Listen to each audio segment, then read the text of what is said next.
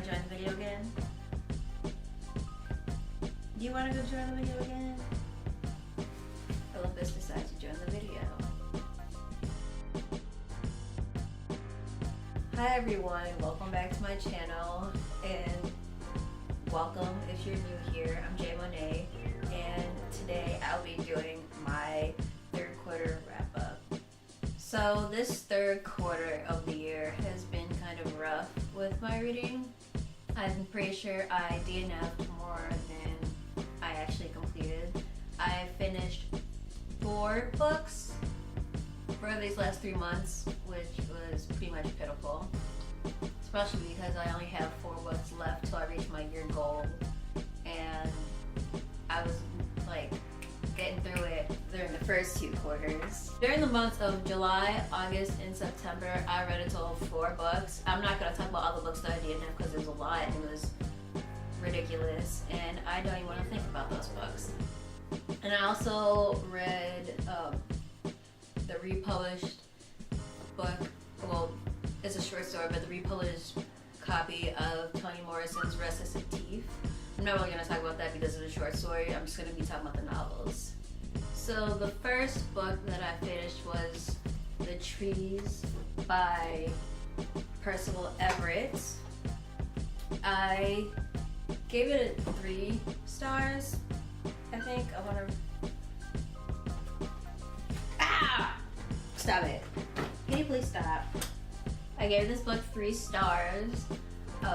This book is about a small town in Mississippi, and a dead body of a black man shows up. No one can really identify him, but he shows up next to the dead body of a white man, a local, who shows up, who was lynched. And this dead body keeps showing up next to lynched white bodies. And so these 2 detectives show up and they have to try to figure out what's going on in this town.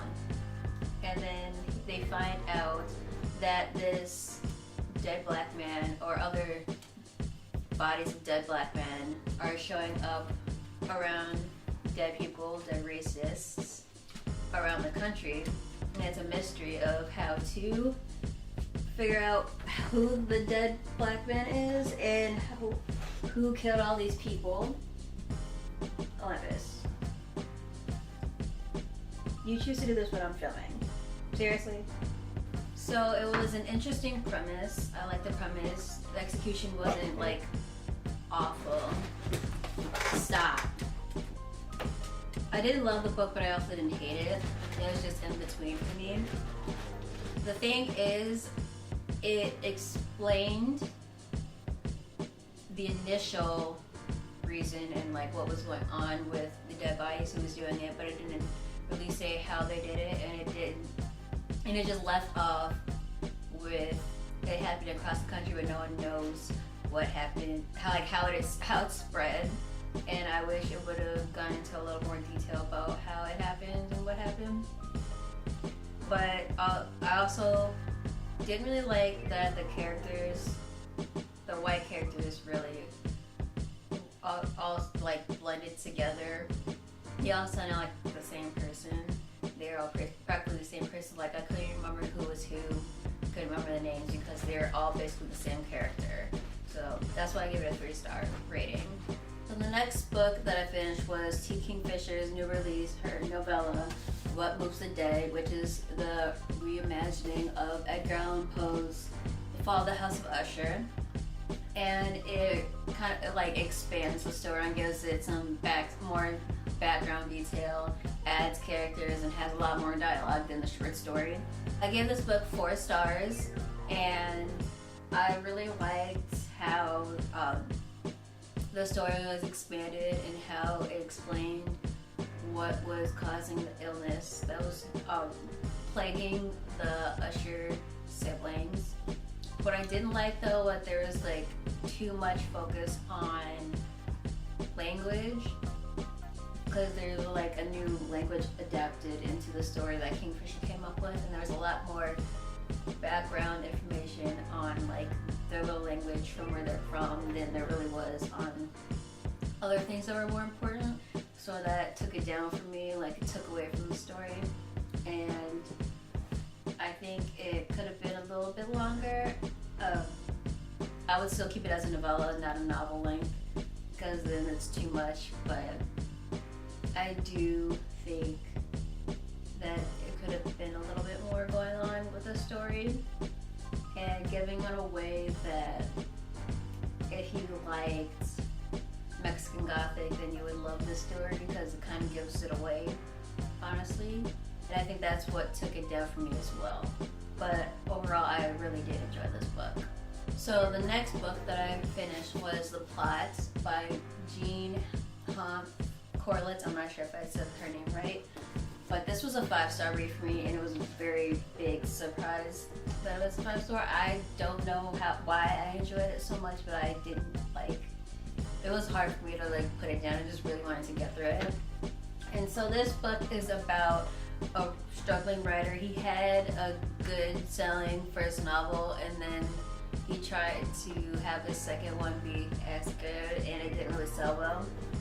And so he teaches at this university for this small MFA writers program, and he hates it, but he also meets a student who is really cocky and doesn't want to share his work. So when he has a meeting with this student, he's just like, what is your novel about? And so the student gives him the rundown, the synopsis of the story, and the teacher, the professor, the main character is just like, it's not such a well, I wouldn't say compelling, but it is a simple plot, but the whole story was a really great idea. And he hated that this student had that idea for the plot.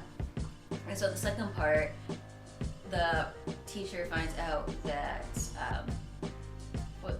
the main character's name is, what was his name? His name is Jacob. Jacob finds out that the student died, and it was shortly after the program ended, and he ended up taking the idea of the plot from the student and wrote his next novel, which ended up being a bestseller. It was a huge hit, and that's where and because of his newfound fame from this book, he ends up meeting the woman he ends up marrying.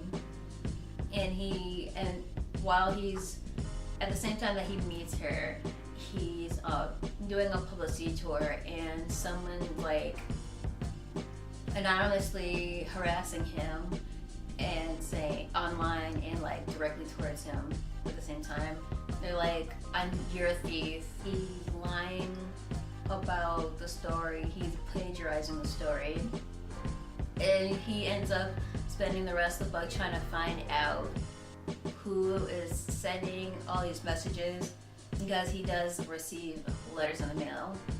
And he's just like, I need to figure this out before I try to write my next book. This is my main priority, is finding out who is not only harassing me, but is who is connected to the student. So he also finds out about the student's past.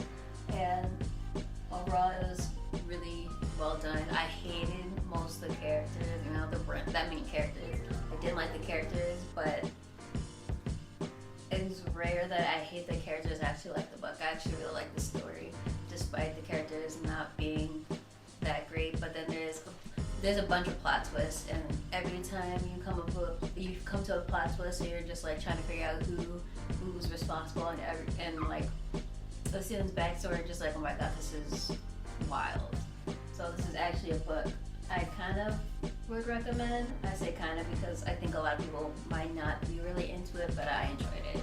So the final book that I finished over the third quarter was my my number one most anticipated release for this year, and that's Alexis Henderson's The House of Blood.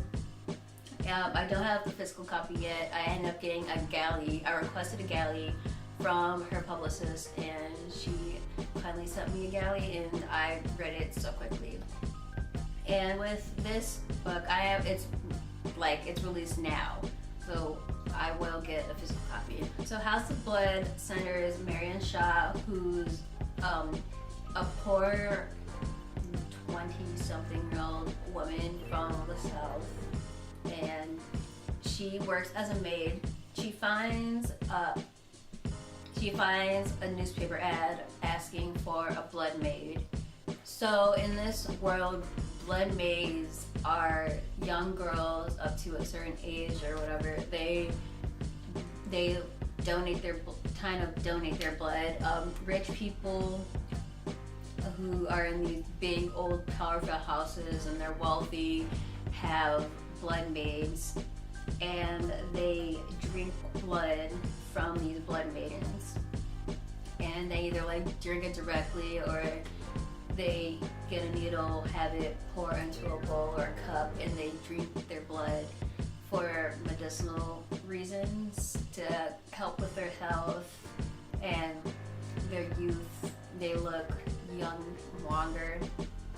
And so Marion ends up going to be a blood maid for the House of Hungern, where she meets a few other blood maids, and the mistress of the house ends up loving Marion's blood so much that she ends up making her like the top blood maid in the house. And Marion is a little feisty. She doesn't really care about the rules, and that's why I love her character so much. She's like, I want to do this, but then I don't want to do this, and she's like always pushing boundaries and see how far she can go without getting in trouble. But she also worries about, what if I get sent back to the slums in where she's from. But this story is gothic. It's definitely gothic. People think it's a vampire story. It's not a vampire story. They're not vampires, and just because they drink blood, they're not vampires. But my dog is killing himself. Sorry. Are you done? Ignore his weird slurping. But it's also sapphic.